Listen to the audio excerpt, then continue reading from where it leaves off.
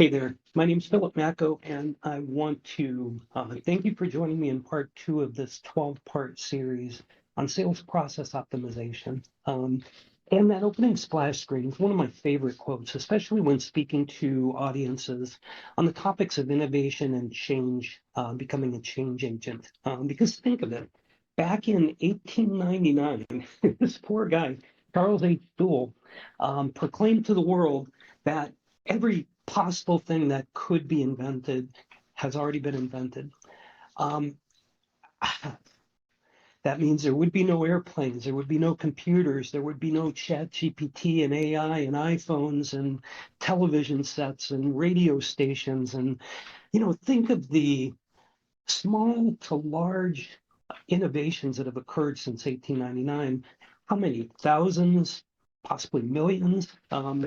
So I think, you'll agree with me. My vote for Charles H. Duell's inclusion in the Hall of Fame of naysayers is probably in the top 10%, if not maybe the top.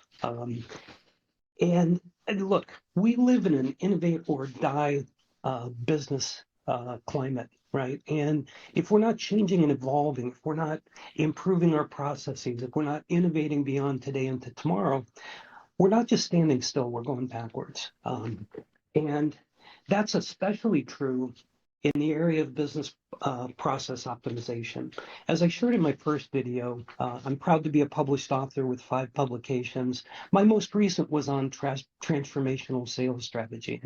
That's what we're going to key in on in these 12 different sessions. And as I shared with you in my last video, I'm a movie and media buff. So I'm here to tell you that Bob Dylan got it wrong. The times they aren't a-changing, the times have already changed, and we need to change with them. And I mentioned in my last video, and I want to just kind of highlight this, the excellent work done by Gartner Research on the topic of how much sales post-pandemic in this digital age, how much time is actually spent with sales in the business B2B buying decision-making process. So let's take a look at that together. And again, thank you for joining me. In the first video of this series, I shared with you some statistics that I hope got your attention. Of all prospects, 95.2 do not respond to voicemails left by clients, and actually 97% of initial calls go straight to voicemail. Of all prospects, 96.33 do not respond to cold emails. Let's take a look together at what they are doing. And before I dig deeper into some of these statistics, let me just throw a little credibility to Gartner Research, who I'm citing in this study. Gartner is a $5 billion company. It has clients across 90 countries worldwide, 19,500 employees, 40 plus years in business. And the results of a study that they conducted with all of their clients. And this was shocking to me, and I think it should be to you as well. If you're running a sales organization and your major avenue for growth is sales activity, you may not be attending to the most important aspects of that buying decision. Here's what they found. 27% of time spent on a B2B buying decision was spent doing research digitally online. 22% was spent, big surprise here, death by committee, 22% was spent with the buying group having meetings with one another. And statistically speaking, based on my research, every buying decision involves now as many as 8 people. The range is 6 to 8, but as many as 8 people in that buying decision, and 22% of their buying time is spent in committee. 18% of their time is spent doing independent research offline. So you put those numbers together, that is a full 67% of a buying decision, of the time spent making a buying decision that does not involve sales. In fact, it's only at best 17% of the time spent on a buying decision is actually spent with suppliers. And guess what? That number shrinks to 5 or 6%. 5 or 6% if there's multiple suppliers being evaluated. So, this hopefully speaks to that importance. If your goal is double-digit consistent, sustainable year over year and year after year growth, you really have to develop a very intelligent and well-crafted prospect onboarding strategy that impacts and affects that 67% that is spent away from sales by B2B buyers, that time that is spent outside of sales influence by buyers. And I'll tell you, in researching my book, I cite McKinsey and Associates, I cite Gartner, Harvard Business Review. Each and every one of the sources that I've researched points to the same thing. So, why limit your growth potential to that 17% when you can dramatically expand it? And that's what we're going to talk about in today's meeting, is the importance of and the value to and the obstacles in the way of building the internal support for these initiatives. In the following 10 videos, we're going to get deep into each and every tactic and strategy that I outline in the book and that I advocate to my national and global consulting clients.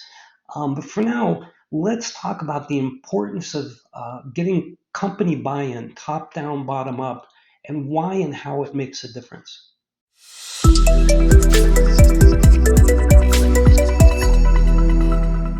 Let me ask you all an important question. How many of you listening have a well-defined multi-touch, multimedia prospect onboarding strategies in play? And if you do, did you set it and forget it? Or is it a living, breathing, dynamic, constantly being innovated and improved upon process? Let's talk about why it needs to be. Look, 90% of B2B buyers indicate that online content had a moderate to major effect on their buying decisions. 62% of buyers say a web search is one of the first three things they do. And by the way, let me just pause there and say, we're not just going to focus in this series on digital content. Certainly, we're going to spend some time talking about unique value propositions, unique sales propositions, the importance of a well-crafted mission statement, how to create personas. We're going to talk about a bunch of different things on the messaging and digital side of the equation.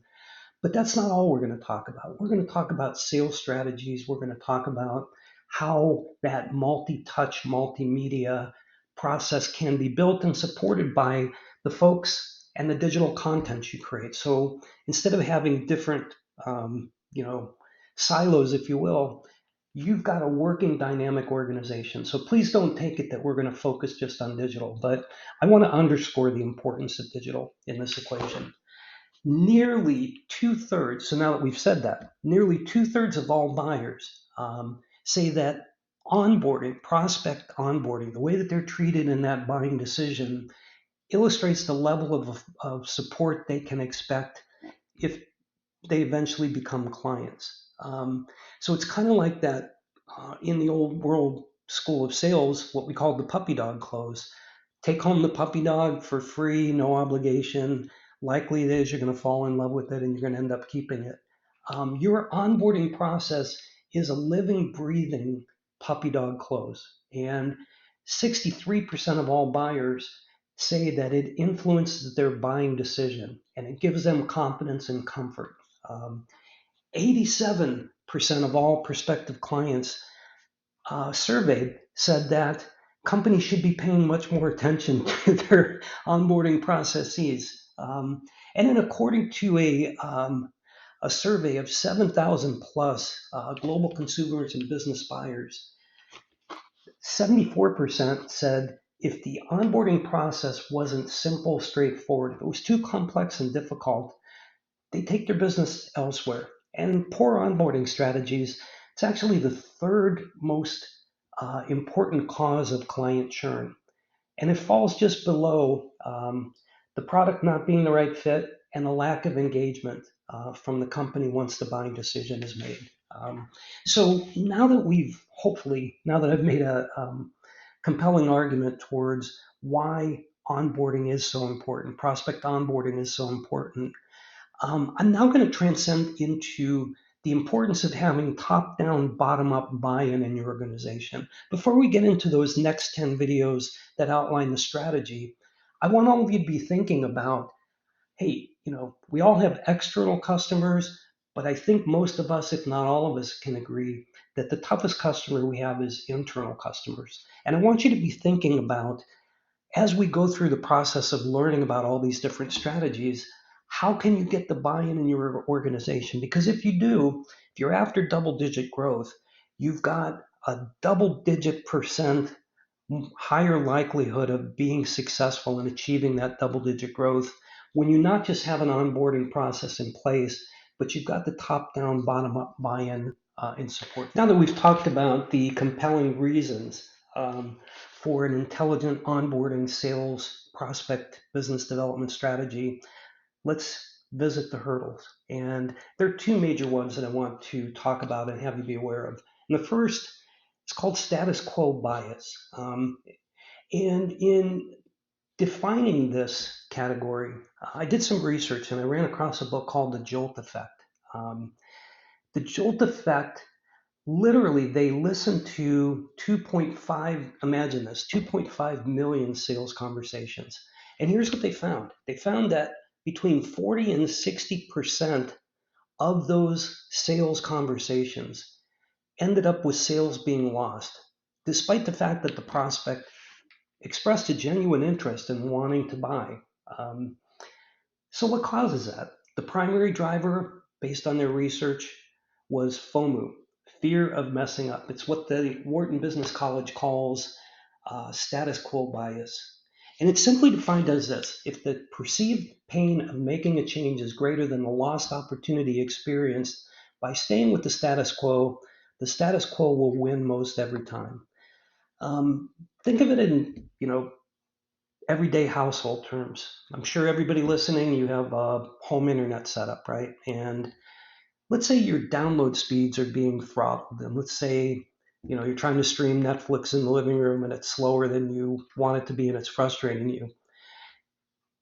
If you switch to another internet provider who has equal to bandwidth and download speeds, the pain of change, resetting your router, getting all the devices that are attached to that router reset with the new password and instructions, going through all that process, maybe losing passwords along the way, only to get a similar experience as the one you're leaving behind, unless there's significant money to be saved that makes that pain worthwhile, you're not going to do it. But if the download speeds are going to double or triple, then the pain of that change becomes worth it for the payoff at the end of that equation.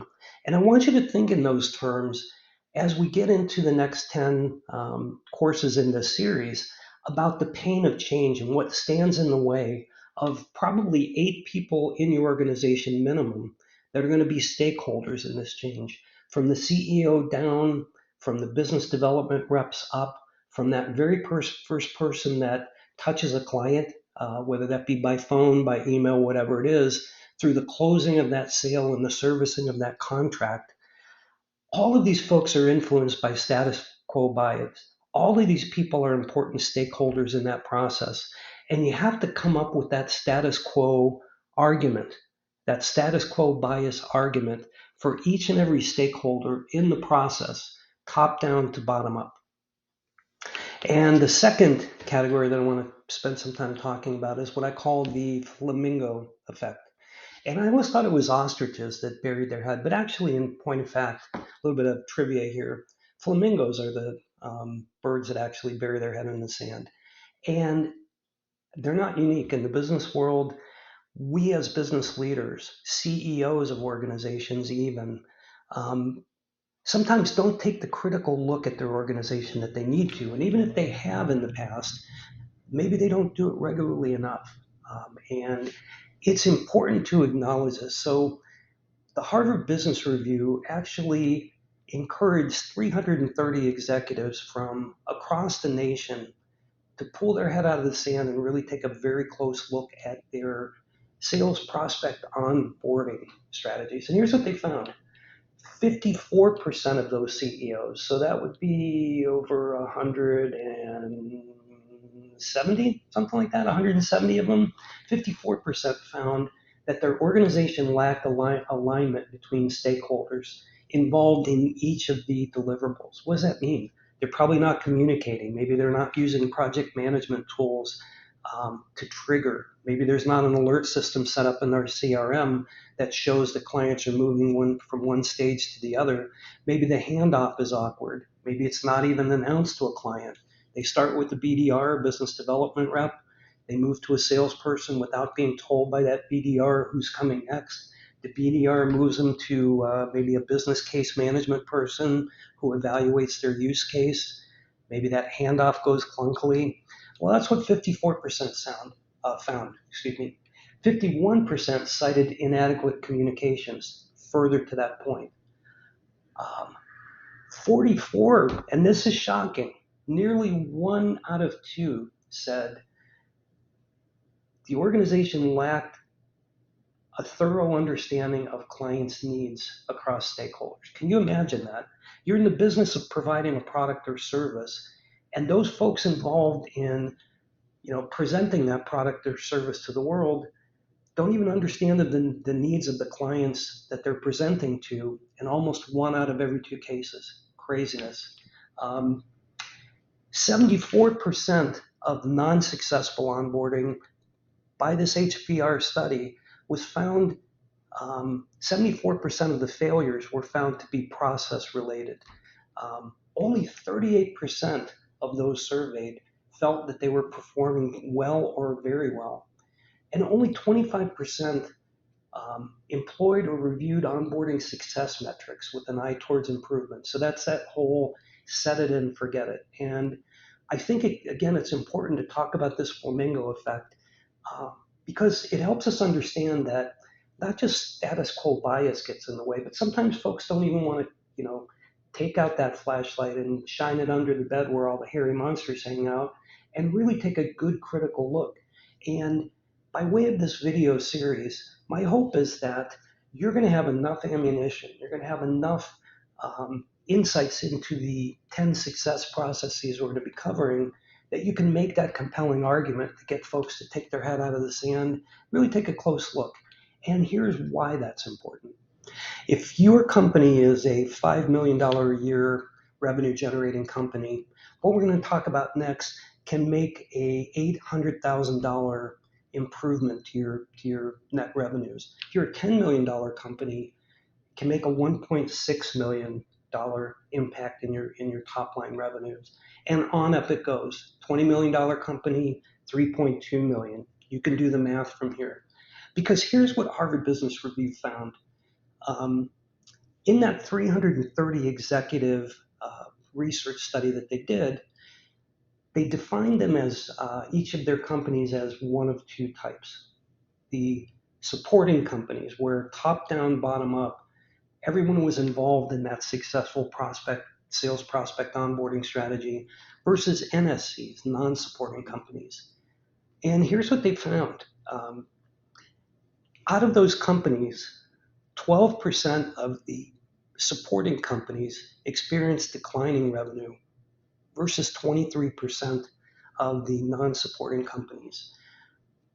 7% of those supporting companies had flat revenues versus 11% non-supporting companies. So a difference of 4%.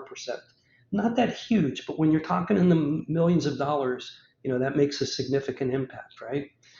In the companies that grew between 1 and 9% in year-over-year growth, 45% of those were supporting companies versus 41 non-supporting. And here's where the figures that I quoted at the beginning of this come in. For those companies who achieved 10% or greater year-over-year growth, that growth occurred in 37% of the supporting companies, but only 25% of the non-supporting. So when you think about that difference, if you add it up by aggregate, those companies that grew in year-over-year revenues, 82% of them were supporting companies versus 66% non-supporting. So if you're looking for an edge and you're looking to outperform over year, and that makes a difference to your bonus and your job security and that of your team, here is the 16% advantage. And why I wanted to cover this topic before we get into the other things we'll be covering, which we'll touch on in just a moment.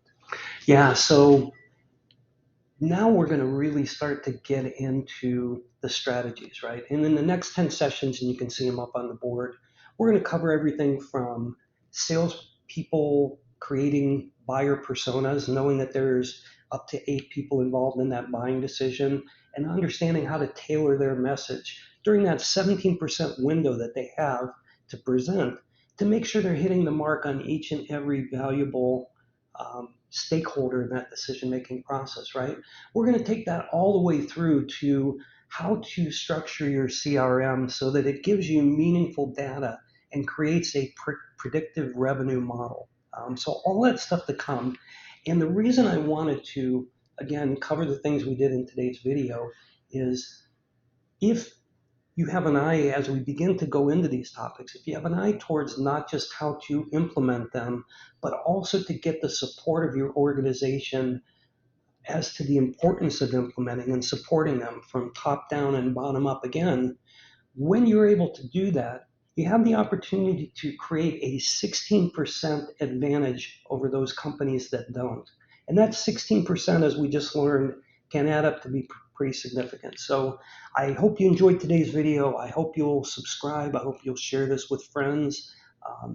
And certainly hit the like button if you enjoyed. If you have suggestions for topics you'd like me to cover into the future beyond the ones you're seeing here, feel free to share. But I want to thank you all for tuning in, and I'll see you next week when we start to get into tactics.